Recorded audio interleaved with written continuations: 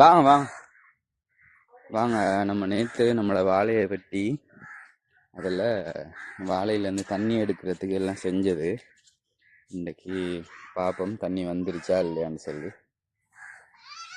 மாஷா அல்லாஹ், எவ்வளோ தண்ணி வந்துருச்சு. இதை எடுத்து நம்ம குடிச்சு பார்ப்போம். நல்ல தண்ணி வாங்க, இங்கே வாங்க தண்ணி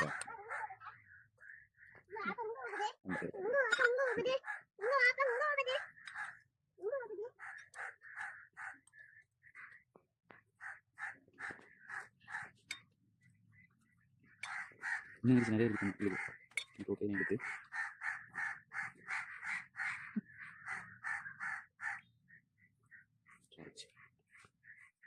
மூடி வச்சுடுவோம். நாளைக்கு நாலு தண்ணி எடுக்கணும், பின்னர் எடுக்கணும்.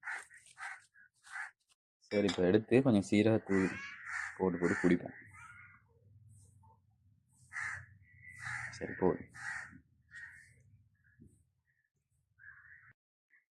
இப்போ நம்ம இடத்துலையே எடுத்த வாழை தண்ணி கொஞ்சம் சீரகத்தூளும் போட்டு குடிச்சு பார்ப்போம். சரியா? சரிங்க.